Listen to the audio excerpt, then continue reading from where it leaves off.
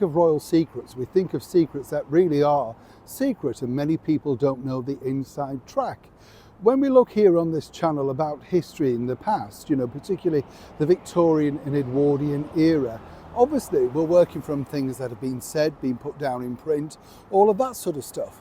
And then of course you meet somebody who is literally at the epicenter of the story. A particular story could be the very same thing.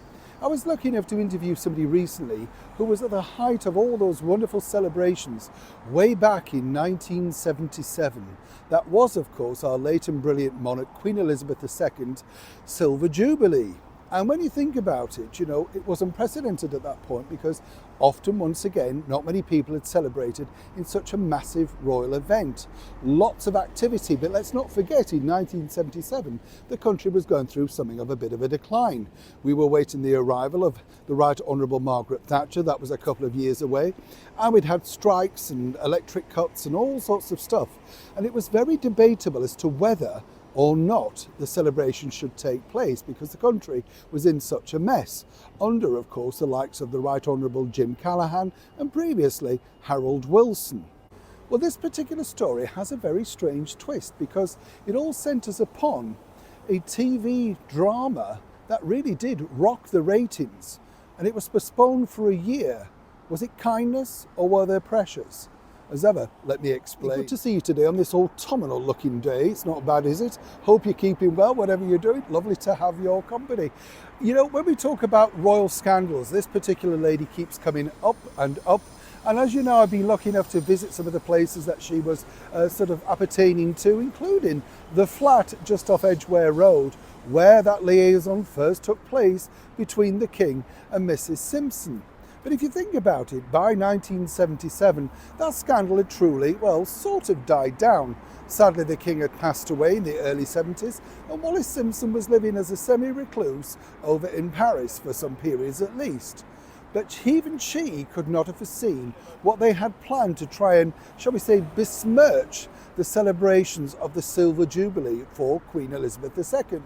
And as we saw recently with Channel 4 over here in the United Kingdom, they tried to do a hit job on the Queen.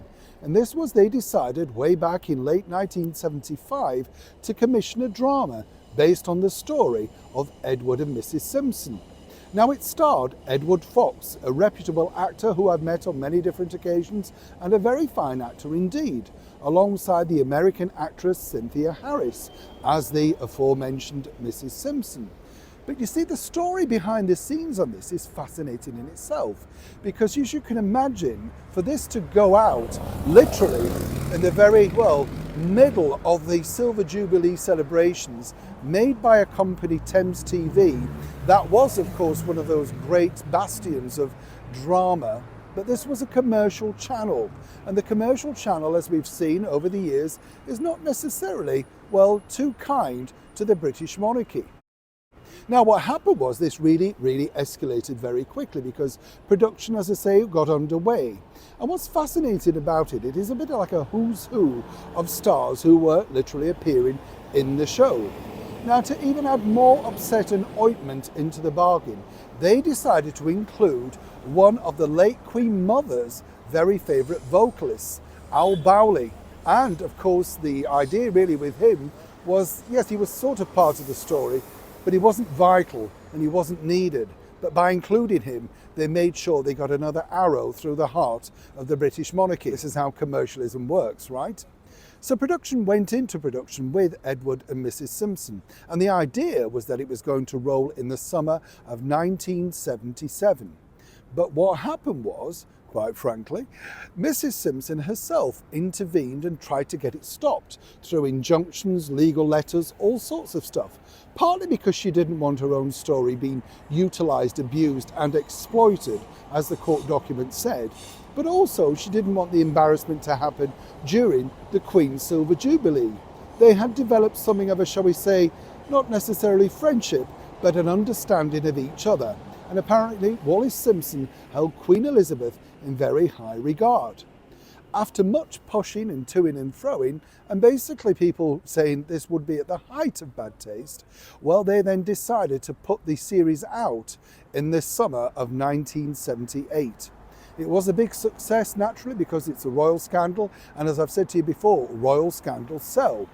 But of course they had to push it a stage further, because the music from the show, which was put together by the esteemed composer Ron Granger, he of course of the Doctor Who theme, amongst other things, came out on Rack Records and was again a very big seller, not just here in the United Kingdom, but around the world. And the series became the definitive sort of representation of Edward and Mrs. Simpson. And the Queen finally was spared, well, the embarrassment of this coming out on her Silver Jubilee year. But as many pointed out, it was the very one time that Mrs. Simpson and the Queen literally, well, agreed on one thing at least, and joined together to make sure and put pressure on that particular broadcaster that it didn't come out and spoil what was a terrific and wonderful celebration of the monarch reigning for 25 years. As I often say here on the show, people think, oh, well, this hasn't gone on before. Everything has gone on before, it's just that we don't always remember it. If you've never seen it, I would say it is a brilliant adaptation of a wonderful story. But, as a source told me, not much of it was truly true. But again, why bother, as we saw with Harry and Meghan and their Netflix drama? If it gets ratings, does it truly matter? The best really I could say about it is the performance of Edward Fox as the King is absolutely superb, and it's a role that he's never been able to shake off, even to this day. Neil Sean in the very heart of London.